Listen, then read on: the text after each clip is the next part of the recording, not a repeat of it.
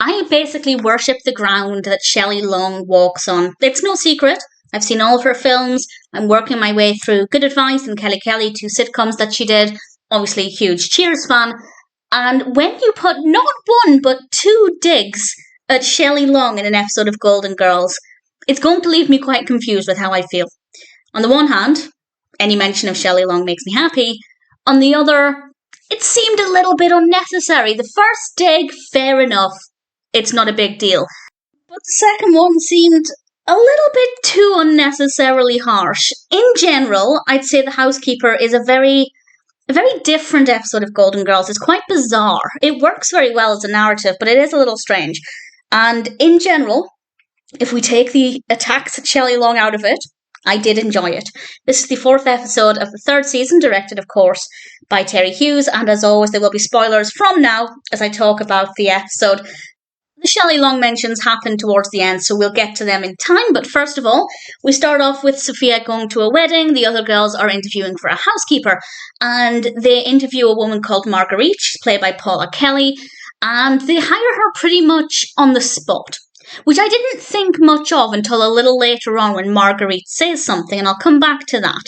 Marguerite seems to be doing really well. She gives them different things to help them. She gives a potion, and we do find out what it is, but she gives a potion to Blanche, and now Blanche is attracting Norman, and Dorothy has had some much improved quality of sleep, and it turns out there's this brightly coloured rock under her bed that Marguerite put there, and it seems like it's a spell or a charm to give her improved sleep. And of course, they're not necessarily believing that these are spells and magic, but they're just kind of getting on with it. But very quickly they realise that actually, as nice as Marguerite is as a person, she's not very good at her job.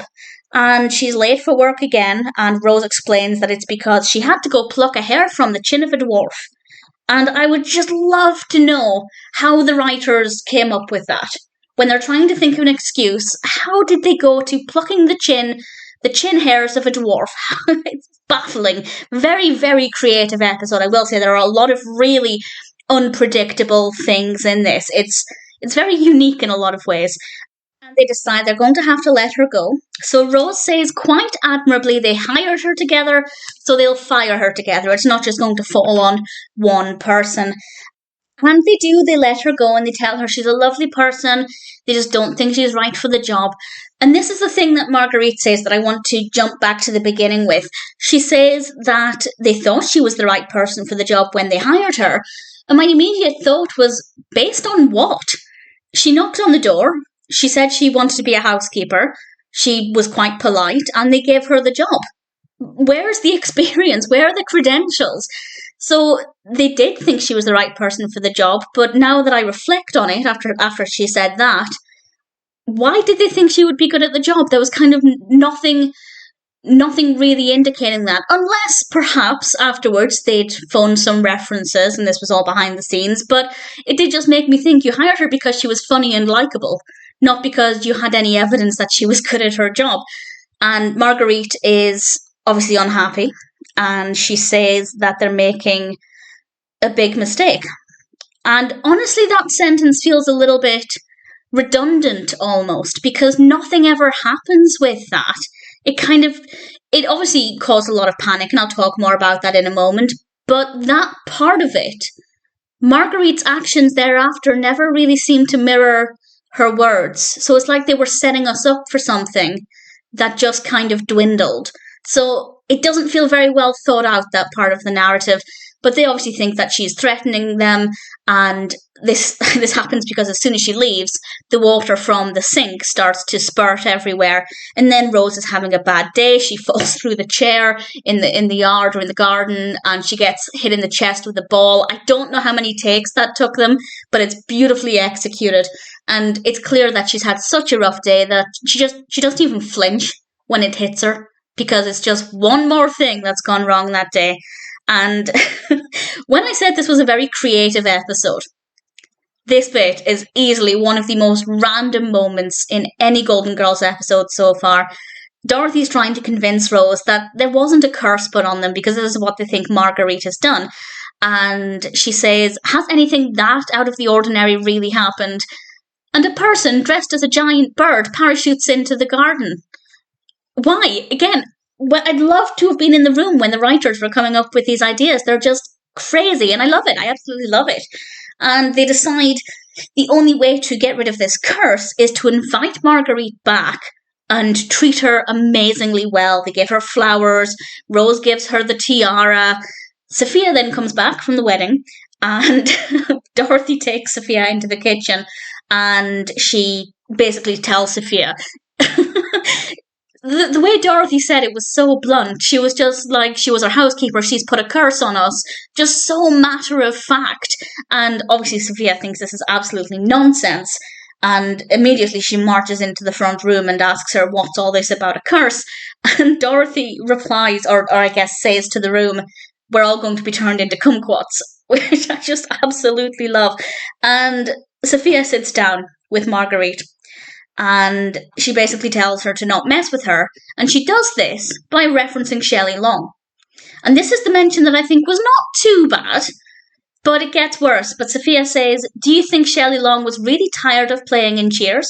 Wrong, baby, I was tired of her. And yes, the subtitles on Disney Plus are slightly different to what Sophia says. I'm saying this because I'm probably going to put a picture of it on screen. It's an excuse for me to look at Shelley Long's name, really. But the subtitles are slightly different to what she says. And I was happy enough with the mention. And then Marguerite explains the potion was just Chanel number 5. The rock under Dorothy's bed was just a rock she found around the house, which does seem a little bit inappropriate to be moving things that don't belong to you. But it was actually, oddly, the rock that was the first ever wage that Sophia earned. And yeah, I don't think Marguerite had the right to move it under Dorothy's bed, but certainly it's a more valid explanation, I guess. And then Marguerite is fine with everything and she gets up and leaves, and we have the last mention of Shelley Long, and this is pretty much where we're ending the episode, so it's not a great note on which to end. We do have a little bit of a discussion, very brief, with Sophia about the wedding and a little bit of comedy there. But other than that, we're ending with this parting comment, which leaves a really bad taste in my mouth. But Marguerite says, and thank you for taking care of that Shelley Long. I'm tired of that thin, uppity white woman too. That's uncalled for. That's really uncalled for, because starting to name call her and point out things about her that you don't like with her physical appearance and her attitude, it's unnecessary. I don't think it's acceptable at all. The first jab at her, yes, fair enough. They're making fun of the fact that she left Cheers when it was in its heyday, and I get it. But that seems a little bit too personal. Yeah, I'm biased. I am biased. I love her. I love her to bits, so I am biased. But it still feels unnecessarily bitter and not very pleasant at all, so not the best way to end the episode. But other than that, it is certainly a very unique episode. It's a very creative episode. It's a very unpredictable episode, and I have to give it a lot of credit for that. If we pluck out the Shelley Long mentions, I can't really fault it. It's a bit strange. I don't necessarily think Marguerite's part of the story with her saying they're making a big mistake was really that well thought out, but what happened after the fact was still pretty interesting, and we do get a decent amount of comedy in there. So in all, it's a good episode. But if you're a Shelley Long fan, it might not leave you feeling the most positive. I always love a mention of Shelley Long, but this one was a little bit too much for me. But that aside, The Housekeeper was certainly a very creative, interesting episode of The Golden Girls.